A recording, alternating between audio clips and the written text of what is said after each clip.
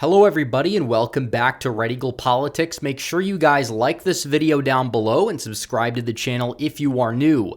So Ron DeSantis making a very bold and ambitious move yesterday in the state of Florida, signing a 6-week abortion ban into law in the state. Florida has been a state that has had very lax abortion laws, even for sort of like a swing state or a competitive state, which it's been over the past 15, 20 years or so, even though it's moved to the right recently and is becoming more of a solidly Republican state, hasn't really had the reputation as a pro-life state. However, Ron DeSantis changing this by signing a 6-week ban. It has exceptions for, I believe, rape incest that go to the 15-week mark, which is just past the end of the first trimester. And a lot of people are freaking out about this in the DeSantis camp for 2024. Ironically enough, they think it's going to hurt his electability. And then you also have the notion that this is going to help him skyrocket to the front of the primary field. I don't really think either of those things are entirely true. We're going to dive into what this exactly means. Are the heartbeat bills really that unpopular? Also, will it hurt Ron DeSantis in a general election?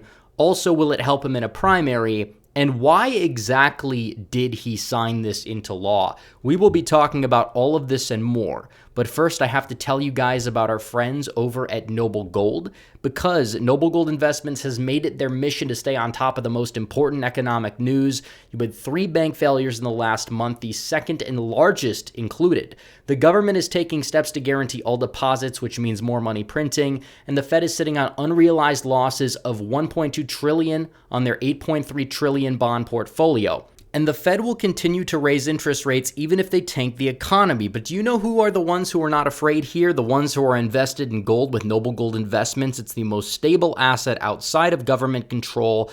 Thousands have approached Noble Gold Investments to get their hands on gold. Hurry and go to noblegoldinvestments.com to secure your wealth now and bag a free 5-ounce America the Beautiful coin with each gold or silver IRA if you qualify. That's noblegoldinvestments.com. Again, noblegoldinvestments.com. So, Ron DeSantis signing this heartbeat bill in Florida, which a lot of people didn't think would get done. And a lot of people thought that it wouldn't go to his desk, but it did. And it puts him in an interesting predicament because of the fact that if he was not going to sign this bill, he probably would be dead on arrival in a primary against Donald Trump. And he still likely is dead on arrival in a primary against Donald Trump. Face the facts here. DeSantis really has no business in this race. He's not going to win. Trump is polling above 50%. The midterms were not something politically advantageous to happen to Donald Trump, even though it wasn't his fault. We did a whole documentary on that about a week ago. You guys can go watch it. But nevertheless, that was not enough for DeSantis to really gain the mandate. And people will say he hasn't announced his run or he's still passing legislation. That's true. He passed a constitutional carry type of bill recently, I believe, as well. But still, in the meantime, it's not really helping him. Trump is surging. The indictment is helping Donald Trump as well regain some support back. And it just seems like DeSantis being in this race would just make for an ugly primary. It would divide the party unnecessarily ahead of the 2024 election. And no matter who would come out on top, it would hurt them against Joe Biden. And this is true. Donald Trump can defeat Joe Biden. He came very close in 2020 despite a lot of things not going for him. Biden's popularity has tanked since then more than Trump's has. So a lot of people that are in the pro-DeSantis camp really aren't taking everything into consideration. But that's a little bit beside the point. Ron DeSantis did something very good. He's not my first choice for president in 2024, but he gets all the credit in the world because this is a very solid piece of legislation signed into law. And it's very evident that if he wasn't running for president, he probably would not have gone out there and signed this bill. That's beside the point, whether you think it's a good thing or not, which it obviously is. And now, because you have Roe v. Wade overturned, you are going to see the number of abortions dip, especially those abortions that are taking place after the 6-week or the first trimester. And right now in Florida, DeSantis signed in this 6-week ban, which has been even a controversial decision for people on the right, because they say, well, wait a minute. Now DeSantis is going to be potentially, in their eyes, winning the nomination, which I don't believe he will. But let's say he does, for devil's advocate. They see this as something that would hurt him vastly in a general election because of the fact that abortion bans are unpopular or whatever. And it's like, that's not the reason why Republicans underperformed in the midterms, by and large. Democrats in some places were fired up on the issue, in part. But the truth is that Republicans don't really play offense on this issue anymore. And as a result, they lose. But it's like people like DeSantis, who talked about adding restrictions, won big in 2022. Brian Kemp signed a heartbeat bill. He won big in Georgia, which is a swing state, in 2022. Abbott did just fine with the new Texas abortion laws, which basically it's banned. He did just fine in 2022 with a lot of Dems and resist libs in the metros fired up about Betomania 2.0, the horrific sequel to the 2018 loss that he had. But either way, I don't think abortion's really that much of a losing issue as people make it out to be. I think if Republicans run and hide on the issue and let the opponents define them and then say controversial statements about it and then try to walk them back like Mastriano or Dixon, yes, in that case, it did not play out to their advantage, but it's not nearly enough to explain their ridiculous margins of losses. The establishment and how they navigated this with the divisive primaries, with funding, coupled with the fact that Dems had a lot of incumbent governors. Republicans didn't really have that going for them at all in 2018 outside of the state of Wisconsin, one could say, which is where you did see Republicans do fairly well down ballot compared to some of the other Rust Belt states, despite the fact that you did see Scott Walker go down there. So there's a lot of factors at play here. I don't think that abortion was the reason for the underperformance, even if it hurt maybe a point or two here and there in some of these races. And I don't think if DeSantis becomes the nominee that this is going to hurt him, even if it was unpopular, because he could just go out there and say, I'm leaving it up to the states. It's a state's issue. And I don't believe it's that controversial enough to the point where it's going to hurt Republicans in the future in the state of Florida, especially because the state has changed. You have a lot of new, older voters who are pro-life moving there. They're retiring there. Watch my last video. I did that on Florida and the state and why it's moving to the right. So obviously, we have to examine the popularity of this type of legislation. And you could cherry pick polls, like some people will, that show these heartbeat bills to be unpopular. And that may be true depending on how the questions are asked. But when you look at the actual polls on the matter, where they really talk about what they do, talking about 6 weeks, because that's what it is on the surface. This is a poll from The Hill. 45% say that laws that ban abortions after the 6-week mark are too restrictive. 34% say just right, which means they would be in support of it. And then 21% say that these are too lenient, they need to be banned altogether.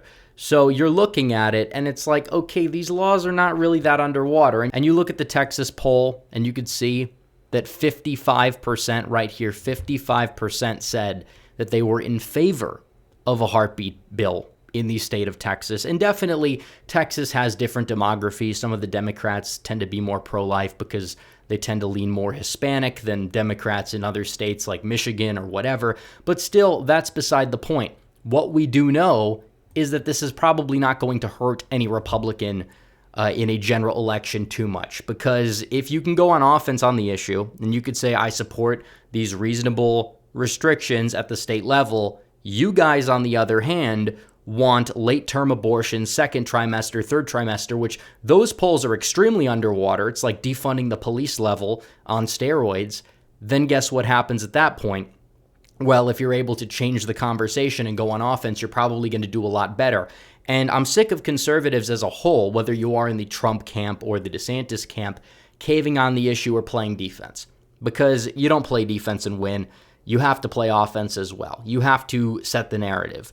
You have to go out there and define your opponent for what they are. And you have to stand for something. And obviously it's true, a full ban without any exceptions politically is not advantageous, even if it may be the right thing to do. You have to work towards that by shifting the Overton window on the issue, and you can't be afraid to do so by passing something like a heartbeat bill, for example, which a lot of people in pretty much every single poll that I've seen that's not like with a leading question tends to agree that it's either just right or too lenient, and then from there you can move the Overton window. Definitely you're going to have to remain electable, or the other side is going to win and then codify Roe v. Wade nationwide if they possibly can. If not, they'll pack the court in order to do so, and then you're back at square one. There's more abortions than ever. But moving the Overton window with something like this is definitely the right thing to do. Be sensible, but don't be afraid to go on offense, because that is exactly how you're going to win. You have to put points up on the board. This is a good thing that Ron DeSantis did. I don't believe it's going to really make him skyrocket up in the polls for the nomination. I still don't support him. And it's funny now, you have some people are like, look what he did. He's not caving into the donors or whatever. And it's yeah, the donors want him to pass as much based legislation as possible so he can win a primary, because the donors have been backing him this whole time. I mean, that's pretty much it. There's no way he would ever do this at a national level. It's very evident. State and national politics are entirely different, and it's easier to be effective as a governor with a supermajority state legislature than it is to be president and deal with Congress and the swamp. And the donors on the right have not been opposed to abortion bans. It's one of their broken clock moments, just like McConnell passing through a lot of these justices and judges, and a lot of them have been weak on a lot of issues, but they have, for the most part, been strong on the issue of abortion, which is a good thing. Thanks to Trump, you would not have Roe v. Wade overturned, arguably one of the biggest conservative victories that we've seen in this country, going all the way back to the 1950s, 1960s, etc. So I will say this is an objective victory for Ron DeSantis. It's a good thing. It's not going to help him a whole lot, I don't think, win in the primary. I think he's DOA. I think he should remain governor. I think that Donald Trump should be the Republican nominee. And the earlier people unite behind him, the better chance he has at victory in 2024, because I don't believe anybody is going to be able to win with a divided party. So anyways, guys, thanks for watching this video.